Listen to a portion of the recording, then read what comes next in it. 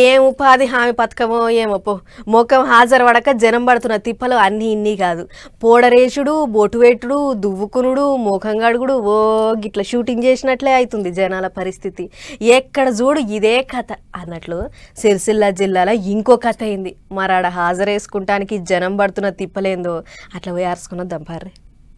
ఏదో కరువు పని ముచ్చట చూపిస్తామని ఇదేదో భాగవతం ఆడే కాడికి తోలుకొచ్చిర్రు. అందరూ మీసాలు రుద్దుకుంటా ఏ జాలు కడుతుర్రు. కొంపదీసి ఏదైనా కొత్త పురాణం చెప్తుర్రా ఎట్లా అని అనుకోకురి సుమా. ఇది పక్కా ఊర్ల పొంటి అవుతున్న కరువు పని ముచ్చటే. ఇక్కడ ఫేస్ రికగ్నేషన్ రాక తంటాలు పడుతురు చూడు.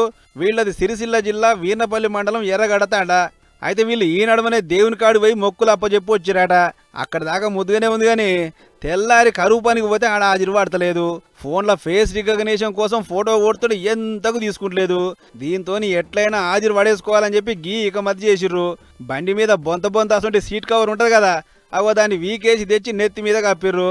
ఆ సీట్ కవర్ చల్లకుండా మీద కప్పితే అచ్చం నెత్తి ఉన్నట్లే ఉంది. ఇక చూడరు మీరే ఎట్లుందో.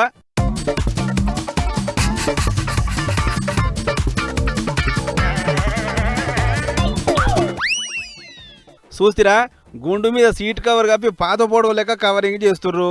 ఓ దిక్కు అన్నిట్లా కప్పుతుంటే వాళ్ళ దోస్తులంతా రావమ్మ మహాలక్ష్మి అన్నట్టు పరాశకం ఆడుతుర్రు. ఇక ఈ నేషం ఇట్లుందా, వీళ్ళకు మీసాలు లేక ఇంకో కథ. అందుకే మసిపోకు తీసుకొని పిడికెడు మీసాలు ఉన్నట్టు కవరింగ్ చేస్తురు. ఇట్లా మొత్తానికి గుండు చేసుకున్నోళ్ళు మీసాలు లేని వాళ్ళకు పెద్ద శరణే వచ్చి పడ్డది ఫేస్ రికగ్నేషన్ తోని. మొన్నీ నడమనే ఒక అన్నకు నెత్తి లేకుంటే ఓ ఆడి మనిషి నెత్తిర పోసుకొని అన్న గుండు మీద వరిచింది. అది మరిచినవో లేదో ఇప్పుడు ఇది. మరికి తిప్పలు సర్కారు ఎట్లా బాపుతురో ఏమో చూడాలిగా.